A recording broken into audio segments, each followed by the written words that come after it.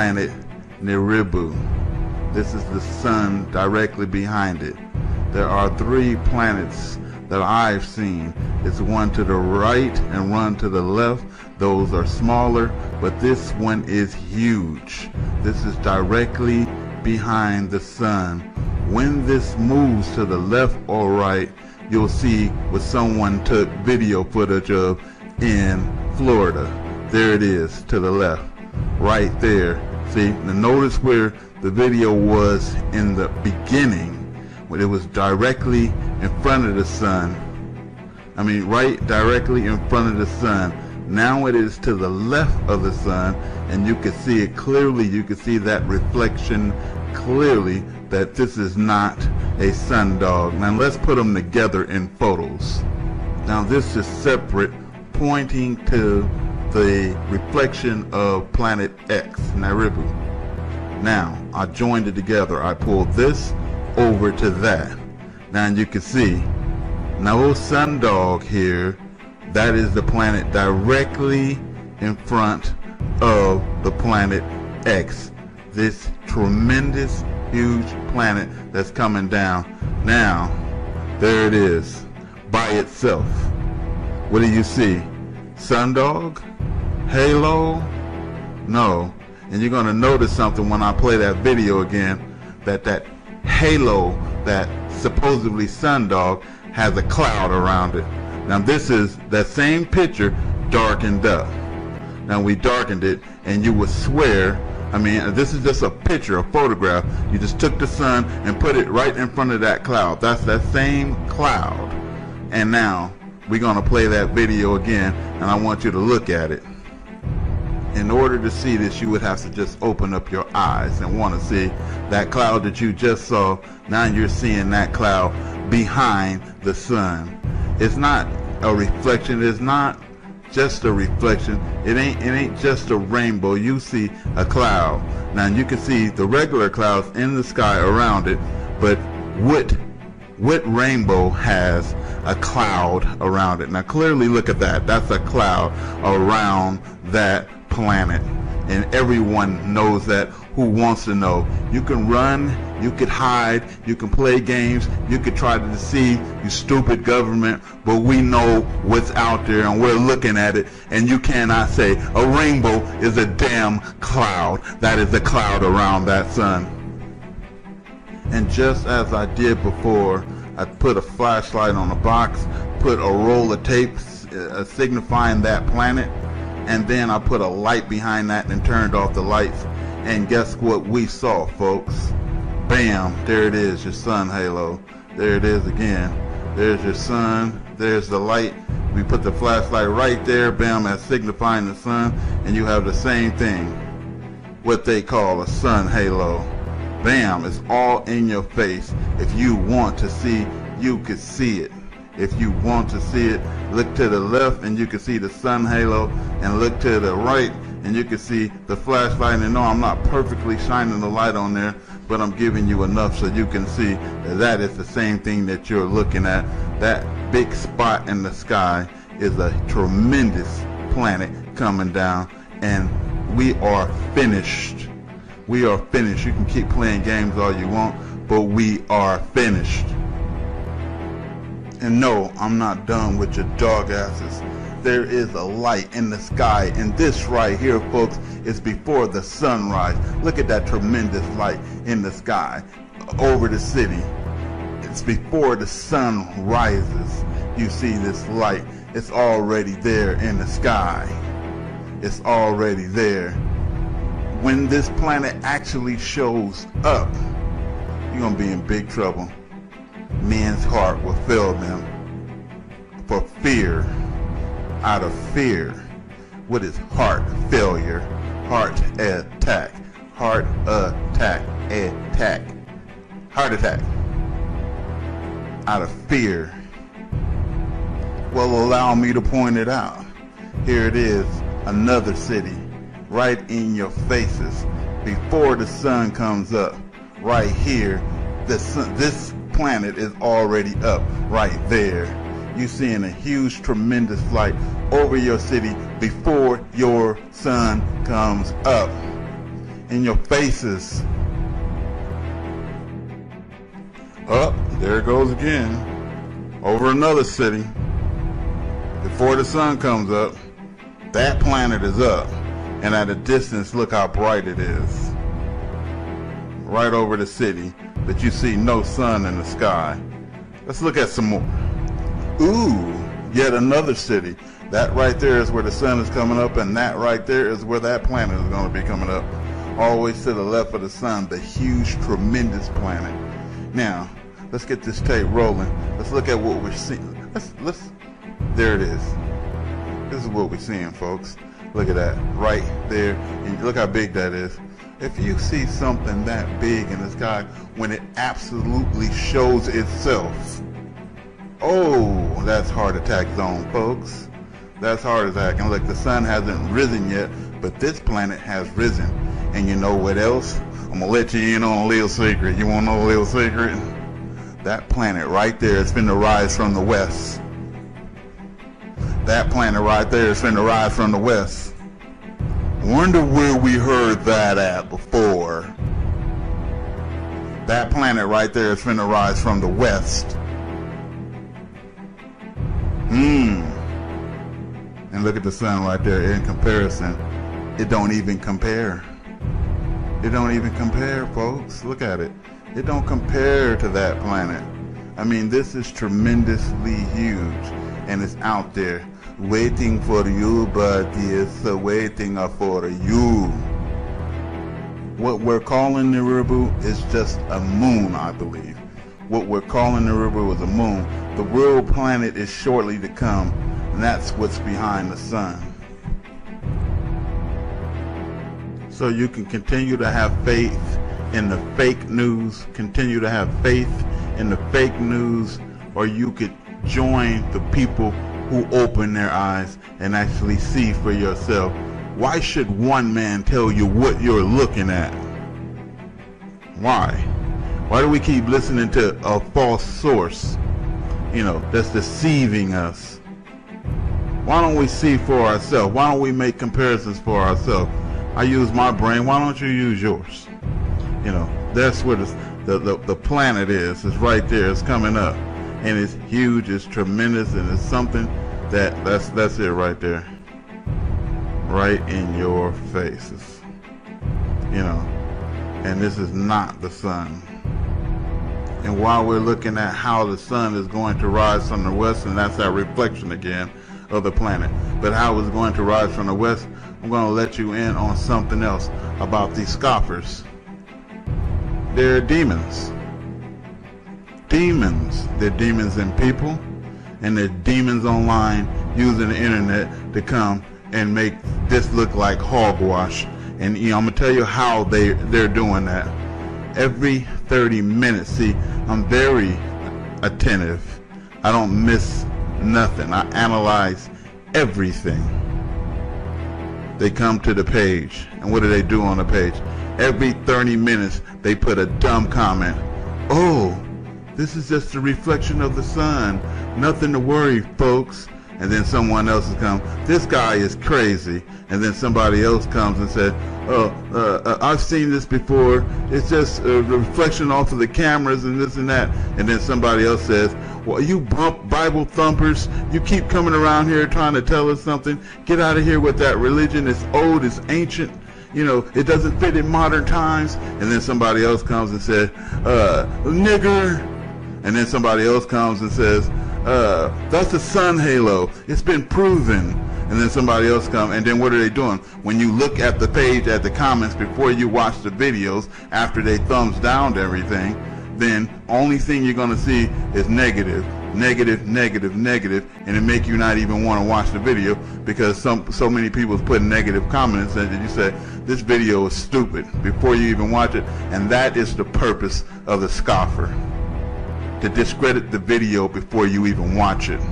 By what? Negative comments, because they influence the minds of the people. If you see many thumbs down and you see negative comments all over the place, the likelihood of you watching that video is zero, and they're in your minds and they know that.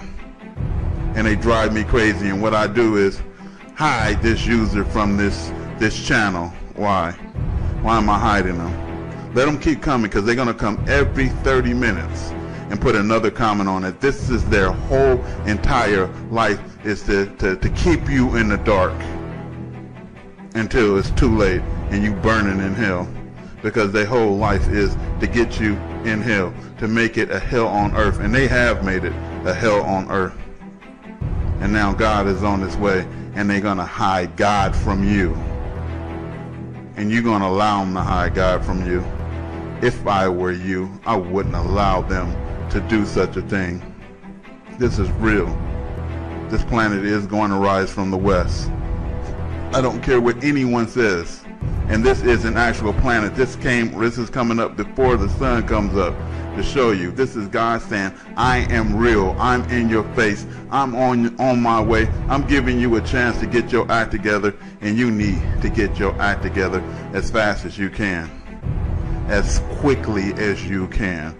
Wrap the news, and this is real. Don't let the comments or the scoffers detour you. I thought this was the time for this. When a star falls from the sky, it leaves a fiery trail. It does not die. Its shade goes back to its own place to shine again. The Indians sometimes find the small stars where they have fallen in the grass. In ancient times, objects in the night sky conjured superstition and were associated with gods and religion.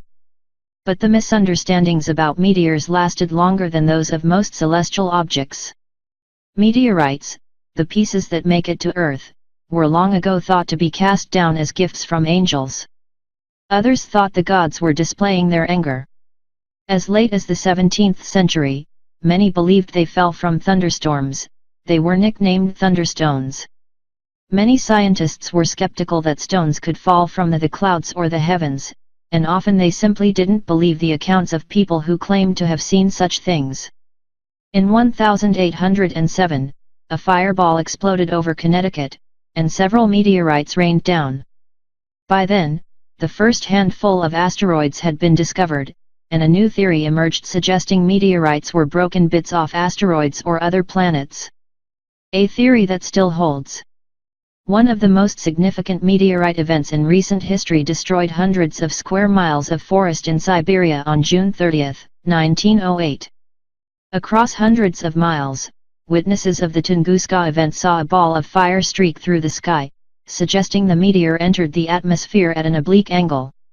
It exploded, sending out hot winds and loud noises and shaking the ground enough to break windows in nearby villages. Small particles blown into the atmosphere lit the night sky for several days. No meteorite was ever found, and for years many scientists thought the devastation was caused by a comet. Now, the prevailing theory holds that a meteor exploded just above the surface. The largest meteorite recovered in the United States fell in a wheat field in southern Nebraska in 1948. Witnesses saw a giant fireball in the afternoon that some said was brighter than the sun. The meteorite was found buried 10 feet deep in the ground. It weighed 2,360 pounds. The most famous meteorite crater in the United States is misnamed Meteor Crater. It's in Arizona, and it's huge. The rim rises 150 feet from the surrounding plain, and the hole is 600 feet deep and nearly a mile wide. It was the first crater proved to be caused by a meteorite impact, which occurred between 20,000 and 50,000 years ago. For decades astronomers have reaped the values of written records kept for over 2,500 years in China and Europe. Eclipses, planets, and comets are mentioned and have brought about refinements to our current understanding of the long-term motion of these bodies, especially for comets such as Halley and Swift-Tuttle. Several meteor showers have also been identified which brought about a better understanding of their evolution as well. No other culture can provide comparable information as that gathered from the Chinese and European records, but this need not be a deterrent from learning about how other cultures felt about these moving bodies in the sky. And one of the richest regions of meteor and comet lore in the world is North America.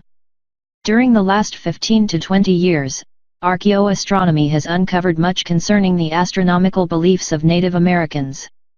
Unfortunately, the methods of keeping records of astronomical events were not as straightforward as those of the Chinese and Europeans, as there are no books lying around.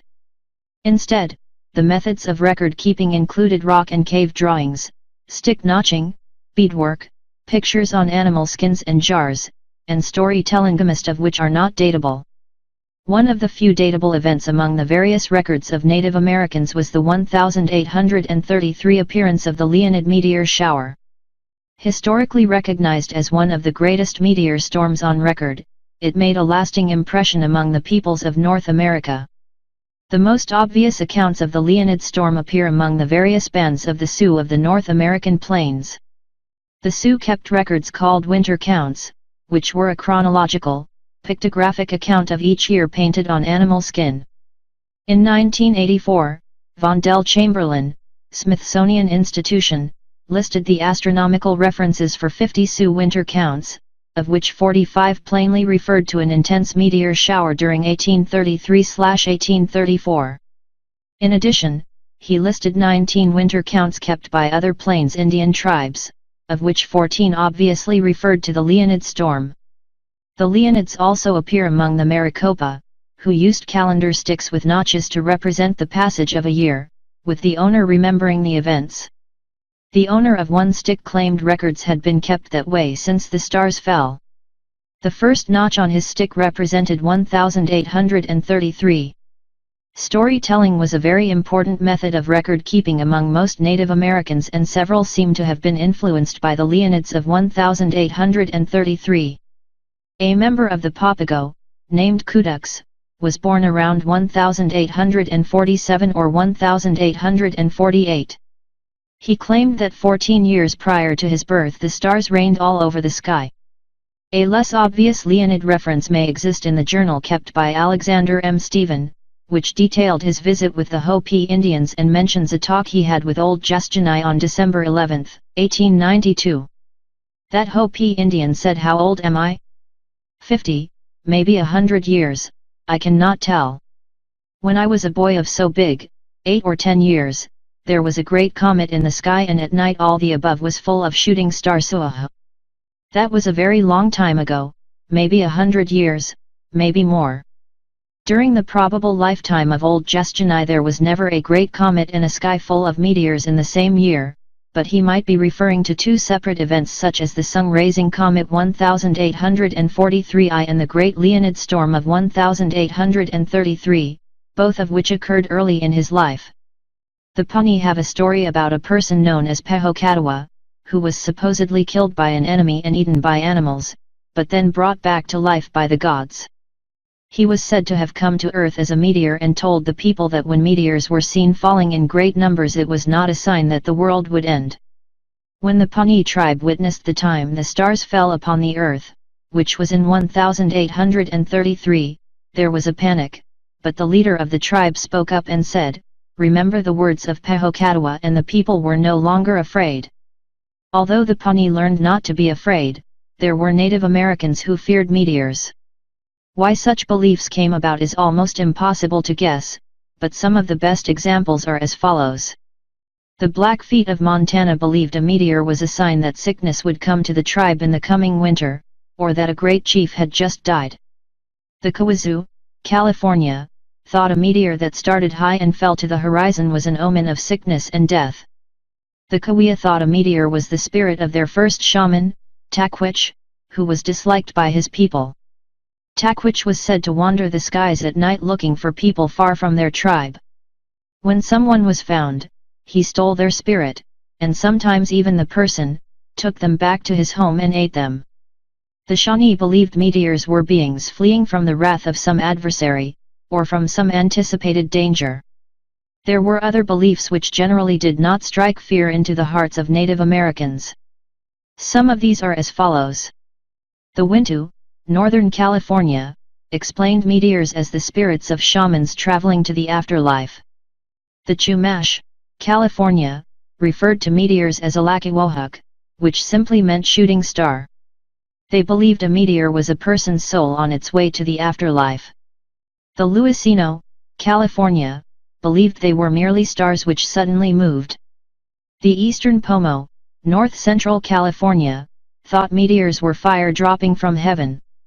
Interestingly, one of the most widely accepted beliefs was that meteors were the feces of stars. Such lore existed in the stories of the Nunamiut Eskimos, the Coushatta of Louisiana, formerly located in Tennessee, and numerous Southern California tribes. A slight variation of this came from the Kiliwa, Baja California, who believe meteors were the fiery urine of the constellation Smee. Smee has not been defined GWK. Many of the beliefs mentioned above are also attributed to comets, and most storytelling seems to rarely provide conclusive evidence that the object being discussed is indeed a meteor. Because of this, a very interesting story is being included which originates from the Great Lakes region. The Ojibwe of the Upper Great Lakes region had a story about Genondawayanung, which meant long-tailed heavenly climbing star. During the 1980s, Thor Conway visited the Ojibwe and talked to Fred Pine, an Ojibwe shaman. Pine's story about the creation notes that Genondawayanung was a star with a long, wide tail which would return and destroy the world someday. He said, "It came down here once, thousands of years ago. Just like a sun. It had radiation and burning heat in its tail. The comet was said to have scorched the earth so that nothing was left, except the Native Americans, who were warned ahead of time by Chimanatu, a holy spirit, and had gone to a bog and rolled themselves up in the mud to protect themselves from the heat." Pine continued, "It was just so hot that everything, even the stones, were cooked. The giant animals were killed off. You can find their bones today in the earth." It is said that the comet came down and spread his tail for miles and miles. Thereafter, all comet and meteors were treated as serious omens which required the interpretation of the Ojibwe shamans. There are other stories of a great fire coming from the sky and destroying everything except for certain Native American tribes. In some cases the tribes claimed they were warned, while others claimed they just ran for the nearest bodies of water. Another form of record-keeping were rock petroglyphs, or pictures carved into rock. The western United States abounds with these pictures, but any dating is virtually impossible. Once again, it is frequently difficult to determine whether the object carefully carved into rock is a meteor or a comet.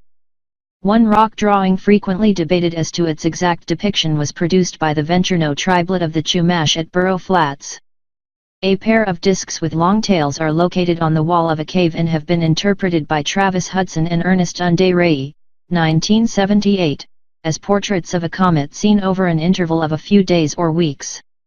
On the other hand, E.C. Krupp, 1983, has pointed out that the images have a dynamic appearance that suggests rapid movement and change. If they are celestial at all, I would associate them with meteors, and, in particular, with the especially bright and dramatic type known as fireballs.